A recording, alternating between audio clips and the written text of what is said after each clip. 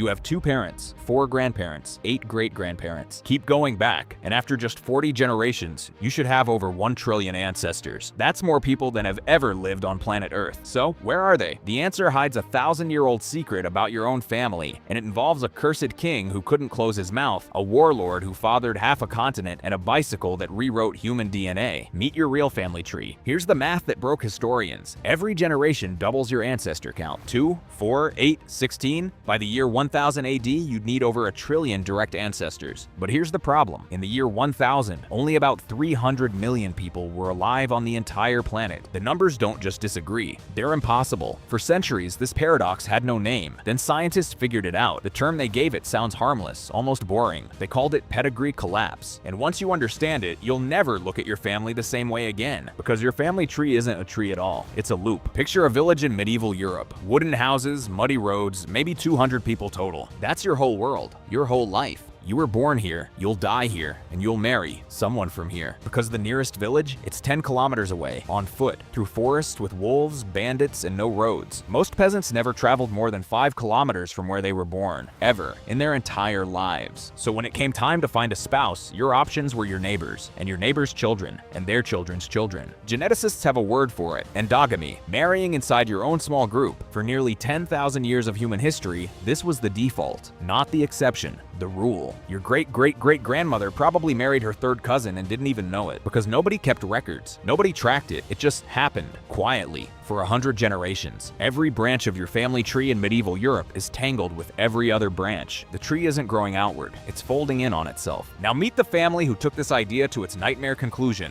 The Habsburgs. For 300 years, they ruled half of Europe, and for 300 years, they refused to marry outsiders. Uncles married nieces, cousins married cousins, over and over and over. They did it to keep the crown in the family. What they got instead was a curse written into their faces. The jaw came first. Generation after generation, the Habsburg lower jaw grew longer, heavier, more deformed. Historians call it the Habsburg jaw. It got so severe that by the end of the dynasty, the kings literally could not close their mouths, could not chew food properly, could not speak clearly. And then came Charles II of Spain, born in 1661, the final product of 16 generations of inbreeding. His DNA was so damaged that scientists today compare him genetically to the child of a brother and sister. He couldn't walk until he was 8. He couldn't speak until he was 4. His tongue was too large for his mouth. He suffered seizures, hallucinations, and was called El Hechizado, the Bewitched. He died childless at 38. His entire dynasty died with him. Their own family tree strangled itself. And if your own family tree is starting to feel a little creepy right now, hit that like button and subscribe, because what comes next makes the Habsburgs look normal. Okay, so pedigree collapse is real. Your ancestors married their cousins. Fine, but here's where it gets strange. Mathematicians ran the numbers on what this really means, and the answer broke their brains. If you're European, or even partly European, you are almost certainly a direct descendant of Charlemagne, the king who ruled most of Western Europe in the year 800, the man crowned by the Pope himself. Yes, that's Charlemagne, your great-great-great-great-grandfather, about 40 times removed. This isn't a theory, it's basic math. Charlemagne had 20 children that we know of. Those children had dozens of grandchildren, and those grandchildren spread across Europe, married into every noble house, every kingdom. Within just a few centuries, his bloodline had seeped into every corner of the continent.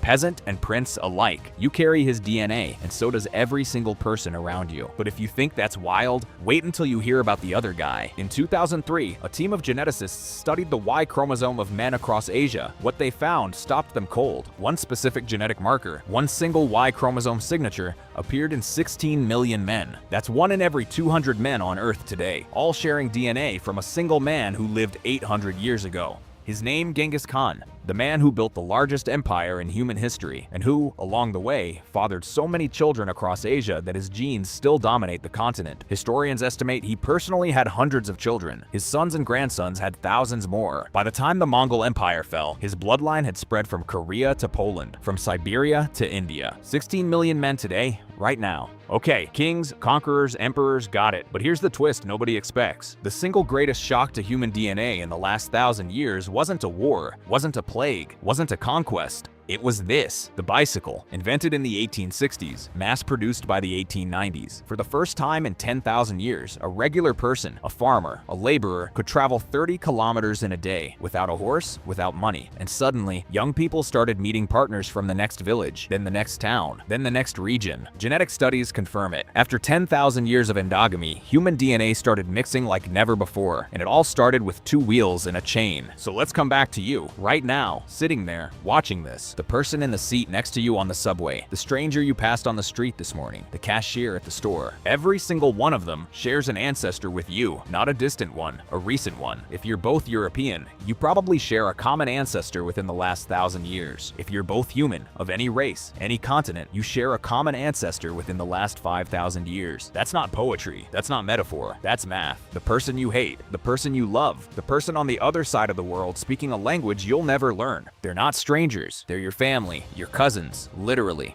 Every single one. So here's what I want you to do. Look around you right now, at the people in your life, at the strangers you'll meet tomorrow. And remember, somewhere, not so long ago, you and they were the same person, and that person is still in your blood. If this blew your mind, smash that like button, subscribe, and tell me in the comments, who's the oldest ancestor you know by name? Your family is bigger than you think. See you in the next one.